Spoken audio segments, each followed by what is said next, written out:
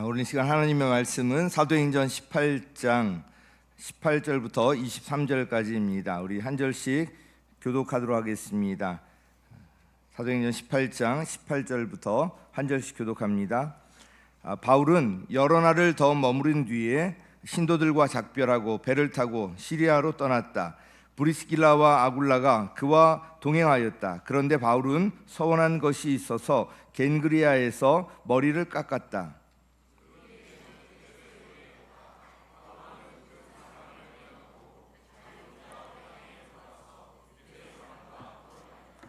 그들은 바울에게 좀 더 오래 머물러 달라고 청하였으나 바울은 거절하고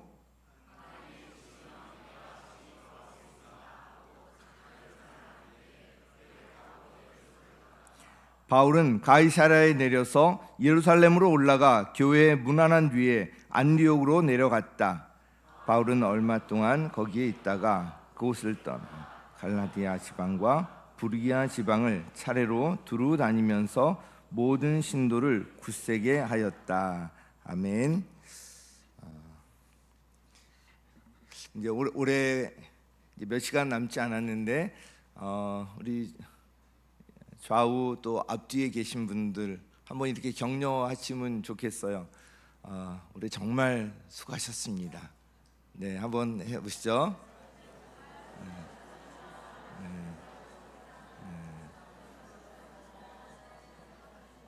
한 번 더 인사하실 때 여기까지 정말 잘 오셨습니다. 네.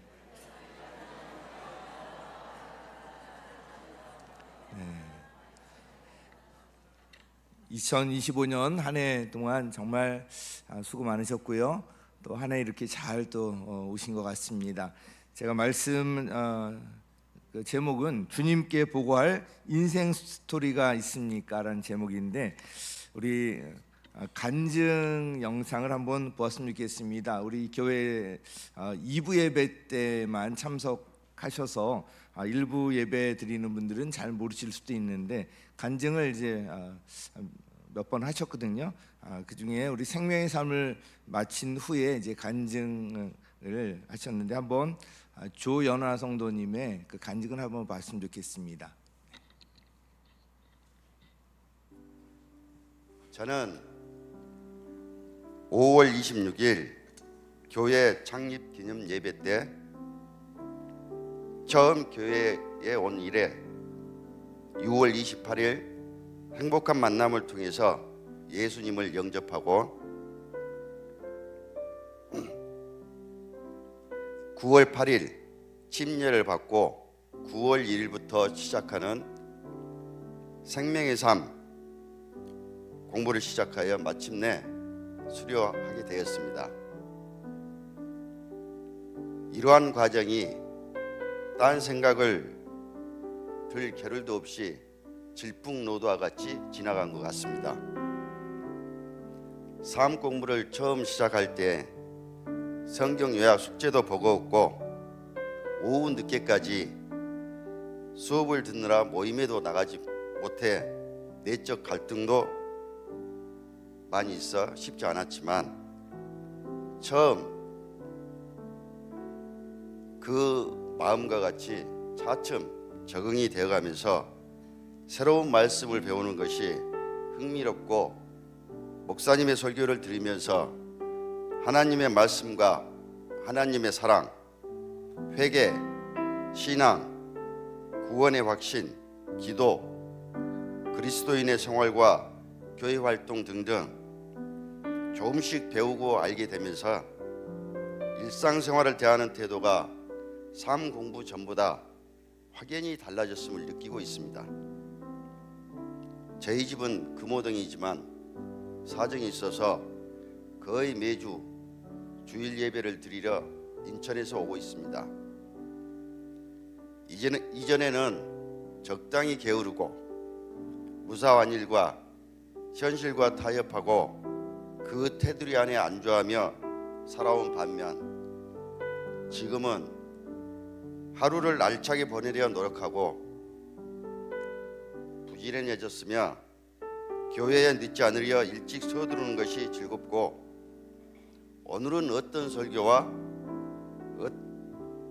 공부를 할까 하는 설렘과 기대감을 가지고 기쁜 마음으로 교회에 오고 있습니다.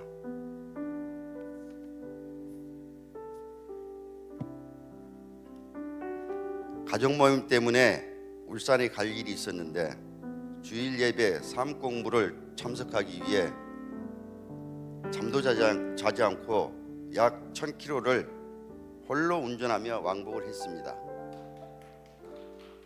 교회에 나오기 전에는 감히 상상도 못했던 변화된 제 모습이 힘든 것보다 뿌듯함이 더 컸습니다. 남기한 담임 목사님의 온유함, 사랑, 자비를 몸소 보여주시고 항상 먼저 다가와 밝게 웃으시며 반겨주시는 모습에 뵐 때마다 내 안에 울림이 일어나곤 합니다. No pain, no gain. 고통 없는 대가는 없다 라는 말이 있습니다. 하지만 저는 고통 없이 즐겁고 행복하게 많은 은혜를 받은 것 같습니다. 야고보서 2장 26절 영혼이 없는 몸은 죽는 것과 같이 행함이 없는 믿음은 죽은 것입니다. 3장 6절 혀는 몸의 한 지체이지만 온몸을 더럽힌다. 저는 앞으로 항상 말을 조심하고 겸손하게 말씀을 믿음을 실천하도록 정성과 노력을 다하여 하루하루 살아가겠습니다.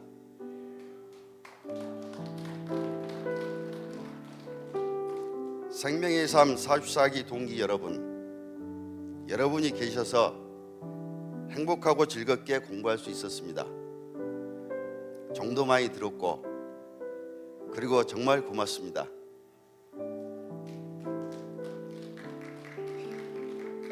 제가 지금 이 자리에 있기까지 이끌어 주시고 멋진 설교로 감동을 주신 남기환 담임 목사님 항상 감사합니다.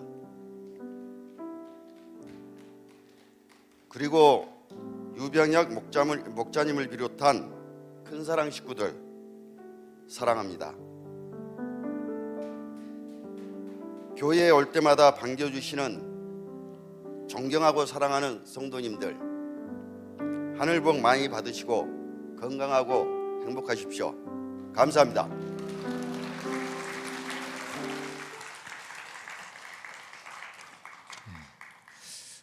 이 방금 간증은 이제 우리 교회에 나오신 지 불과 7개월 만에 이제 하신 간증인데 처음에는 한 달에 한 번쯤만 교회 나오신다고 하셨었는데 교회 우리 창립 기념주일 5월 마지막 주일에 나오신 이후에 한 번도 주일 예배에 빠지지 않고 7개월 만에 이 간증을 하셨습니다.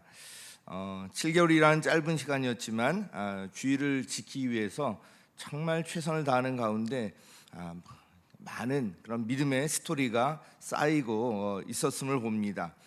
정말 주일 예배를 생명처럼 이렇게 지키셨는데요.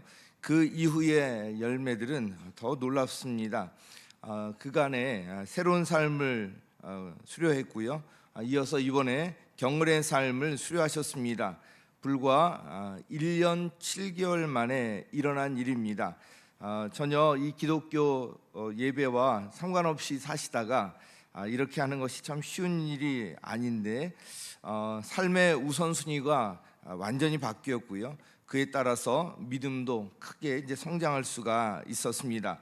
그 중심에 있었던 것이 주일 예배에 대한 철저함이었습니다. 1년 7개월 동안에 멀리 간증에 나왔던 것처럼 지방에 가시더라도 토요일 날 밤에 운전하고 갔다가 거의 주무시지도 않고 또 바로 운전해서 그 예배에 늦지 않으려고 그렇게 이제 하시기를 몇 번을 하셨다는 이야기를 들었습니다. 한 번도 빠지지 않고 이렇게 주일 예배 철저히 지키면서 신앙도 계속 잘할 수가 있었습니다. 비록 늦게 믿음의 길에 들어오셨지만 그동안 정말 많은 이런 믿음의 스토리가 있었습니다. 이분의 주일 예배를 대하는 철저한 모습은 저에게 참 큰 감동이 되고 저에게도 참 도전이 되었습니다. 그래서 일부 예배에 참여하지 못했던 분들도 계시기 때문에 이 시간에 다시 한번 간증을 들으면서 우리 먼저 믿은 분들 한번 이것이 도전이 되었으면 좋겠고요. 이제 막 믿음 생활 시작하신 분들도 이렇게 또 신앙이 자랄 수 있다는 것 한번 생각해 보시면 좋겠습니다. 조연아 성도님 이제 1월부터는 그 아내 전도에서 같이 나오십니다. 얼마나 참 감사한지요. 네. 할렐루야. 네. 오늘 주제와 관련해서 이제 제 이야기를 좀 하도록 하겠습니다.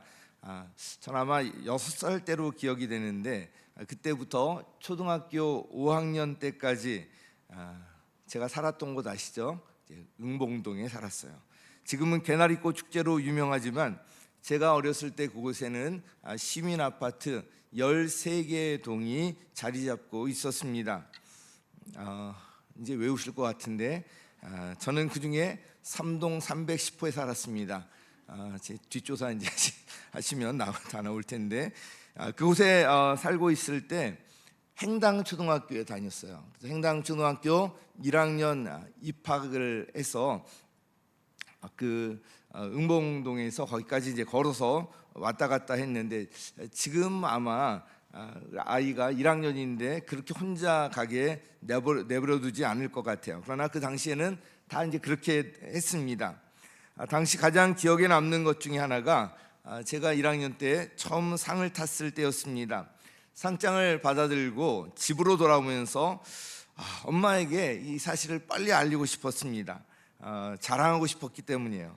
상장을 손에 들고 그 삼동 그 근처에 좀 멀리 이렇게 있었는데 이미 저를 보고 기다리시는 어머니가 보였습니다. 그래서 저는 상장을 손에 든 채 어머니에게 달려가며 외쳤습니다. 엄마, 나 상 탔어. 얼마나 이제 이걸 빨리 알리고 싶었는지 그때 그렇게 기뻐하시던 그 어머니의 모습을 지금도 잊을 수가 없습니다. 어머니는 그 상장을 정말 애지중지 하셨는데요. 저희가 이사를 참 많이 다녔는데 그 상장을 잘 보관해 주셔서 지금도 저희 집에 보관하고 있습니다. 그때 이후에 저는 학교에서 무슨 시험을 보거나 어떤 대회가 있거나 뭘 할 때 아주 열심히 했습니다. 어머니를 기쁘게 해드리고 싶었기 때문입니다. 어머니는 별것 아닌 일에도 조금만 칭찬할 것이 있으면 크게 칭찬하시고 자랑스러워 하셨습니다. 제가 예수님을 믿고 보니까 이것이 참 주님의 마음이라는 생각이 들어요. 우리가 주님 앞에 어떤 작은 일 하나라도 주님께서 이걸 크게 기뻐하시고 받아주신다는 이런 이제 생각이 듭니다. 사도 바울이 제2차 전도 여행을 마치고 고린도를 떠나서 자신을 파송했던 이 시리아 안디옥 교회에 돌아오면서 이런 비슷한 마음이었을 것 같아요. 자신을 파송했던 이 안디옥 교회에 보고하며 성도들이 기뻐하는 모습을 떠올렸을 것이고요. 궁극적으로는 자신을 이방인의 사도로 부르신 주님 앞에서 그 사역을 보고하면서 주님께서 기뻐하실 모습을 떠올렸을 것입니다. 우리는 누구나 이제 주님 앞에 설 날이 오게 됩니다. 그때 우리 보고를 들으면서 기뻐하실 주님을 생각하며 살아갈 때 우리 인생이 달라질 것입니다. 하루를 살더라도 정말 주님 기뻐하시는 의미 있는 인생을 살 것입니다. 바울은 원래 자신이 계획했던 것보다 훨씬 넓은 지역을 다니며 복음을 전하게 되었습니다. 원래 계획이 없던 유럽으로 건너가서 그곳에 빌립보 교회, 데살로니가 교회, 베레아 교회, 고린도 교회를 비롯해서 가는 곳마다 복음을 전하며 교회를 세웠습니다. 복음을 전하기 참 힘들었던 그 고린도에서 1년 6개월이나 머물면서 결국 고린도 교회를 세우고요, 시리아 안디옥으로 돌아오며 바울의 그 마음이 어땠을까요? 사도 바울이 자신을 파송했던 이 안디옥 교회에 가서 그동안의 사역을 보고하며 얼마나 참 기쁘고 감격스러웠을까요? 자신을 이방인의 사도로 부르셨던 주님을 생각할 때 얼마나 하고 싶은 이야기가 많았겠습니까? 바울에게는 주님께 기쁨으로 보고할 수많은 그 인생 스토리, 이야기 보따리가 있었을 것입니다. 사랑하는 성도 여러분, 우리는 누구나 다 주님 앞에 설날이 오게 됩니다. 그때 주님께 기쁨으로 보고할 인생 스토리가 있습니까? 그런 인생 스토리를 쓰면서 살고 계십니까? 오늘 2025년 마지막 시간을 지나면서 지난 한 해를 한번 돌아보시기 바랍니다. 나는 주님과 함께 어떤 시간을 보냈는지, 주님께 보고할 어떤 스토리가 있는지, 나중에 주님 만났을 때 나 이런 넓은 아파트에서 잘 먹고 잘 살다 왔습니다. 뭐 이런 보고를 하시겠습니까? 정말 주님께서 기뻐하시는 이런 일을 하다가 왔습니다. 이런 이제 보고를 해야 되지 않겠습니까? 사실 우리는 매일의 삶 가운데서 어떤 모습이든지 우리의 인생 스토리를 하나하나씩 써나가고 있습니다. 지금 나는 어떤 인생 스토리를 쓰고 있는가? 나중에 주님 만났을 때 보고할 주님께서 기뻐하실 의미 있는 인생 스토리를 지금 쓰고 있는가? 한번 돌아볼 필요가 있습니다. 그러면 그런 의미 있는 인생 스토리를 위해서 우리는 어떻게 살아야 할 것인가? 오늘 이 마지막 시간에 이 본문을 기초로 해서 한번 우리 자신을 돌아보며 살펴보도록 하겠습니다.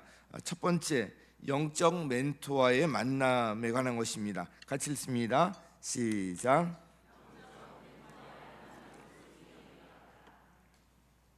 영적 멘토뿐만 아니라 우리 영적 가족들과의 만남을 소중히 여길 필요가 있습니다. 사도 바울이 이 고린도에 도착했을 때 사실 머물 곳도 마땅치 않았고요. 그런데 주님께서는 고린도의 아굴라, 브리스길라와 아굴라 부부를 예비해 주셨습니다. 바울이 이 아굴라 부부를 찾아갔을 때 그들은 바울을 외면하지 않고 받아들였어요. 3절에 나오는데 함께 읽습니다. 시작. 같으므로 바울은 그들 집에 묵으면서 함께 일을 하였다. 그들의 직업은 천막을 만드는 일이었다. 사도 바울도 그렇고요. 브리스길라와 아굴라 천막을 만드는 이 같은 이제 생업을 하고 있었습니다.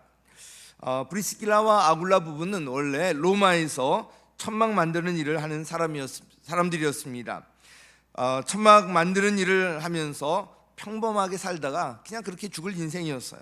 그런데 사도 바울과 이 만남을 계기로 해서 그들의 인생이 완전히 달라지게 되었습니다. 그들은 사도 바울이 고린도를 떠날 때에도 그와 동행하게 됩니다. 우리 18절 같이 읽습니다. 시작. 바울은 여러 날을 더 머무른 뒤에 신도들과 작별하고 배를 타고 시리아로 떠났다. 브리스길라와 아굴라가 그와 동행하였다. 이 브리스길라와 아굴라 부부는 사도 바울의 정말 가까운 그런 동역자였습니다. 그런데 만약 이들이 사도 바울과의 그런 만남이 없었다면 그들은 그저 평범한 인생을 살다가 죽었을 것입니다. 천막 만드는 일을 하면서 이리저리 하다가 그냥 그렇게 갔을 거예요. 그러나 이 사도 바울과의 만남은 그들의 인생을 완전히 바꾸어 놓았습니다. 아굴라 부부는 사도 바울의 동역자로서 복음을 위해서 사도 바울과 함께 동역자로 헌신합니다. 로마서 16장 4절에는 이렇게까지 기록되어 있습니다. 시작. 그들은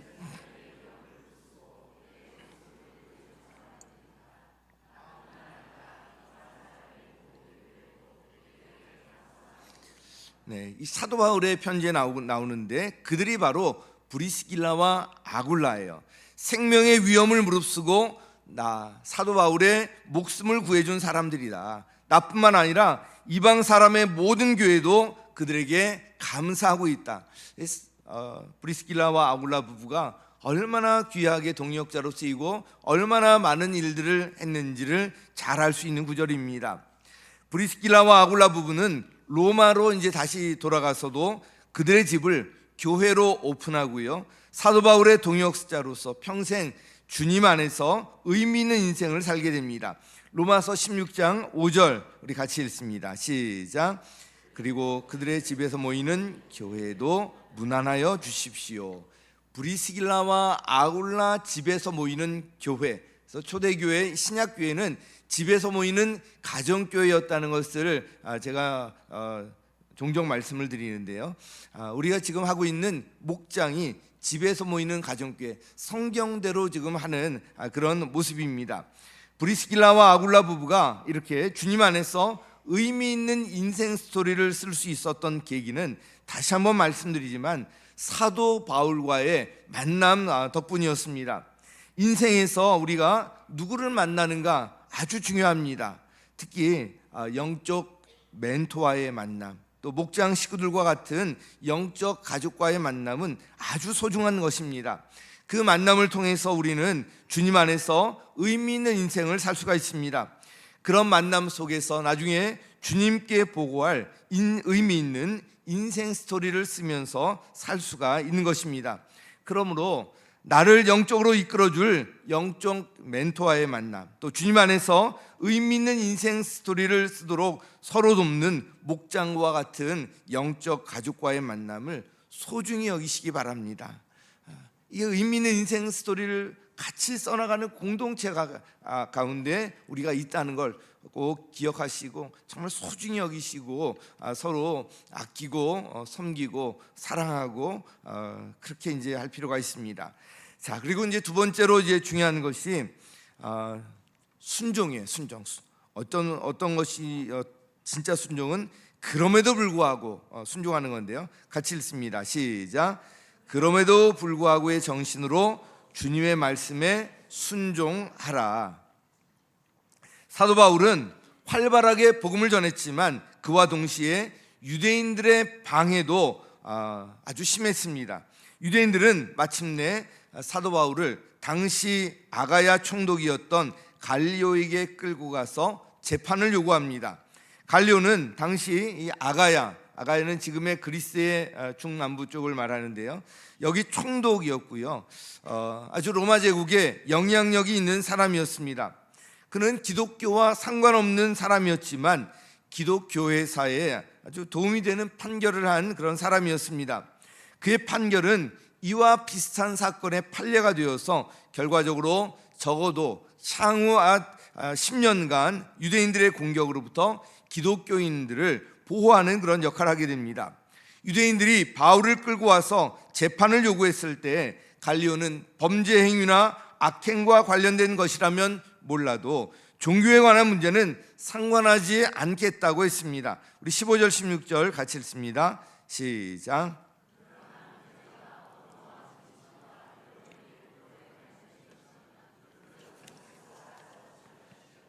나는 이런 일에 재판관이 되고 싶지 않소. 그래서 총독은 그들을 재판정에서 몰아냈다. 자, 이 몰아냈다는 표현을 보면 그의 결정은 아주 단호했습니다. 그리고 이 판결은 이후 기독교인들을 보호하는데 아주 중요한 판례가 되었던 것입니다.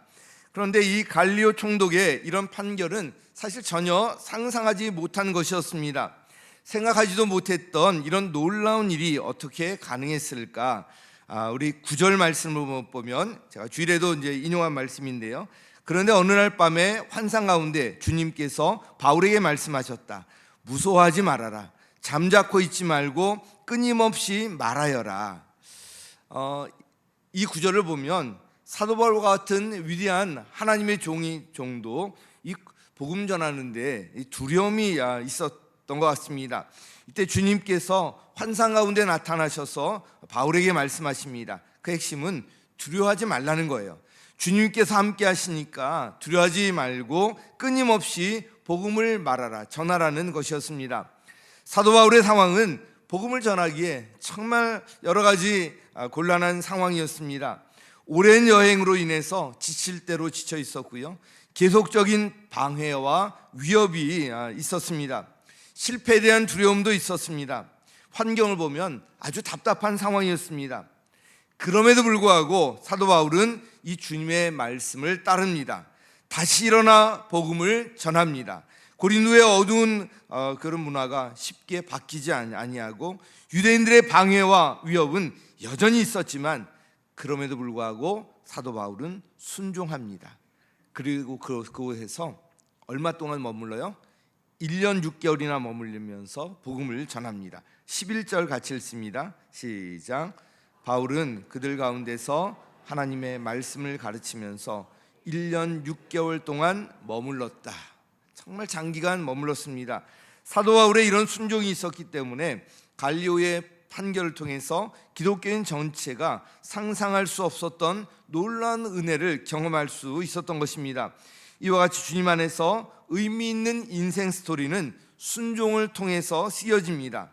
순종은 내가 하기를 원하고 할 수 있고 하고 싶어하고 이것이 아니라 이걸 더 넘어서는 거예요. 그럼에도 불구하고 환경을 보면 도저히 할 수 없고 나의 능력도 없고 그럼에도 불구하고 주님의 말씀이기 때문에 내가 순종하는 것, 이게 진짜 순종입니다. 이런 그럼에도 불구하고 정신으로 주님의 말씀을 따를 때 이런 이제 놀라운 스토리를 쓸 수가 있었습니다. 마지막 세 번째로 겸손한 마음으로 맡겨진 일에 충성하라는 것입니다. 같이요, 시작. 28절에 보면 사도 바울이 서원한 것이 있어서 겐그레아에서 머리를 깎았다는 이런 구절이 나옵니다. 겐그레아는 이 고린도에서 동쪽으로 이제 떨어져 있고요. 여기에서 이제 배를 타고 또 아시아로 이제 올 수가 있었습니다. 서원한 것이 있어서 머리를 깎았다고 되어 있는데 그 서원의 내용은 알 수 없지만 이 행동은 하나님 앞에서 겸손히 자신을 내어드리는 결단과 재헌신의 의미가 있었습니다. 고린도에서 주님께 순종하며 사역에 집중했던 그는 주님 앞에 겸손히 자신을 다시 한번 내려놓으면서 재헌신했던 것입니다. 이 재헌신이 정말 아름다운 그런 또 것인데요. 사도 바울이 이렇게 머리를 깎으며 재헌신하는 모습을 보이고 있습니다. 사도 바울은 이제 시리아로 돌아가는 길에 에베소를 경유해서 갔습니다. 그런데 잠시 들린 에베소에서도 사도 바울은 회당을 찾아서 복음 전하는 것을 쉬지 않았습니다. 우리 20절 21절 같이 다시 한번 읽습니다. 시작.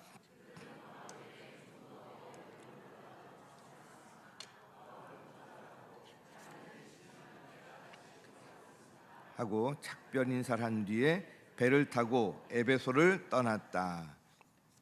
바울을 통해서 이 에베소 교회가 세워졌기 때문에 에베소 교회 성도들은 바울의 방문을 기뻐했고요. 더 오래 머물기를 바랐지만 바울은 브리스길라와 아굴라 부부를 에베소에 남겨둔 채로 떠나게 됩니다. 마음으로는 그를 환영하는 에베소 교회에 더 머물고 싶었겠지만 시리아 안디옥에 가서 보고하는 중요한 일이 있었기 때문에 떠났던 것입니다. 그는 예루살렘 교회에 들러서 문안한 뒤에 마침내 안디옥으로 갑니다. 오랜 기간 제2차 전도여행을 무사히 마치고 돌아와서 아마 제2차 전도여행은 한 3년 정도 걸렸을 것 같아요. 이제 안디옥 교회 성도들에게 선교 보고를 하면서 그는 정말 감격스러웠을 것입니다. 그에게는 제1차, 제2차 전도여행을 통해서 수많은 복음의 이야기 보따리가 있었을 것입니다. 안디옥으로 돌아와서 긴 시간 동안 또 머물 수가 없었습니다. 그가 세운 교회들을 다시 돌아보아야 했기 때문입니다. 우리 23절 우리 다시 한번 읽습니다. 시작. 바울은 얼마 동안 거기에 있다가 그곳을 떠나 갈라디아 지방과 부르기아 지방을 차례로 두루 다니면서 모든 신도를 굳세게 하였다. 바로 곧이어서 3차 전도여행을 떠나는 것을 볼 수가 있습니다. 바울은 어딜 가든지 복음을 전했고요. 자신이 세운 교회를 방문하여서 성도들을 굳세게 세웠습니다. 많은 지역을 다니며 수많은 사람들에게 복음을 전하며 교회를 세웠던 그는 그럼에도 불구하고 교만하지 않았고요. 겸손한 마음으로 끊임없이 복음을 전하는 일에 충성을 다했습니다. 그의 도구는 그 다른 어떤 것도 아니었고요. 그는 오직 복음으로 성도들을 굳세게 세웠습니다. 사도 바울을 이방인의 사도로 부르신 주님께서 얼마나 기뻐하셨겠습니까? 사도 바울을 이방인의 사도로 부르셨던 주님께서 또한 저와 여러분, 우리 교회를 부르셔서 이 일을 담당하게 하셨습니다. 우리가 믿는 우리 주님께서 다시 오십니다. 반드시 주님을 만날 날이 오게 됩니다. 그 주님을 만날 때 어떤 모습으로 주님 앞에 설 것인가, 그날을 준비하며 어떻게 살아갈 것인가, 그 답은 고린도전서 15장 58절, 제가 종종 인용하는데 이 구절이 아주 중요합니다. 같이 읽습니다. 시작. 그러므로 나의 형제자매 여러분, 굳게 서서 흔들리지 말고 주님의 일을 더욱 많이 하십시오. 여러분이 아는 대로 여러분의 수고가 주님 안에서 헛되지 않습니다. 우리 한 번 더 읽겠습니다. 시작. 그러므로 나의 사랑하는 형제자매 여러분, 굳게 서서 흔들리지 말고 주님의 일을 더욱 많이 하십시오. 여러분이 아는 대로 여러분의 수고가 주님 안에서 헛되지 않습니다. 아멘. 이 세상의 모든 것들 다 사라지게 되어 있습니다. 그러나 영원히 남는 일이 있습니다. 주님 안에서 이 주님 기뻐하시는 일을 하는 이것은 영원히 남고요, 주님께 보고할 그런 스토리로 우리에게 쌓이게 됩니다.